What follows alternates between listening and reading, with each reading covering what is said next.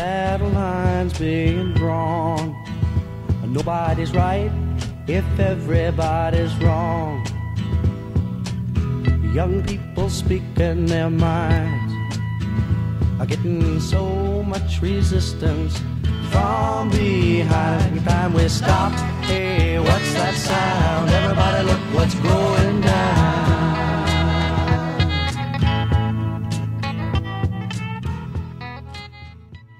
The 1960s was plagued by the Vietnam War, a war that was unlike any other before because of the media and protests right outside many American doors. Who caused many of these protests, you might ask? The hippies. But the stereotypes of hippies in the 1960s are wrong.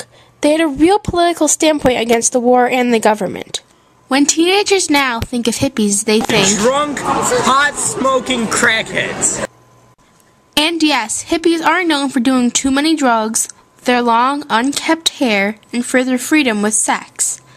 But that's just a stereotype they all got. There were many hippies back then, and some were respected adults.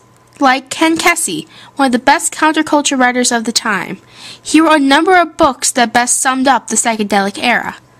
Hippies did believe in protecting nature, and in many ways they were very pro-drug.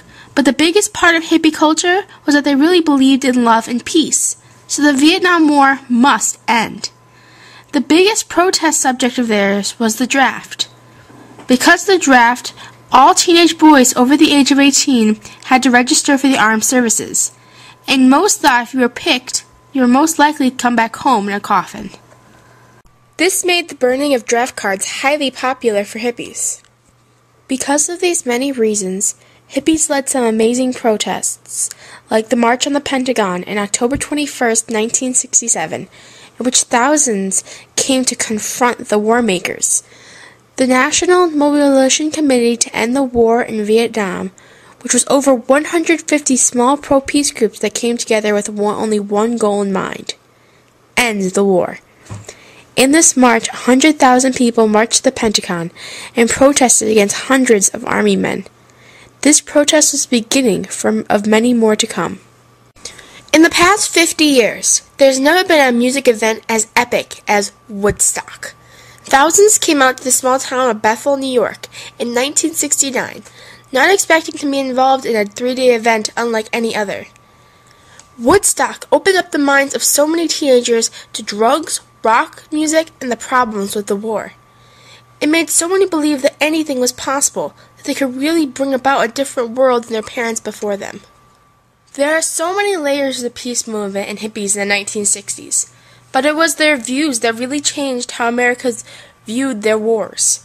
Americans learned that they didn't have to be blind to what was really going on in the world. We have so many stereotypes of people, but the stereotypes of hippies are definitely wrong. They strayed away from the past with their counterculture ways, but their fight to end the violence of the Vietnam War was courageous and long. They should be looked at as revolutionaries, and not potheads.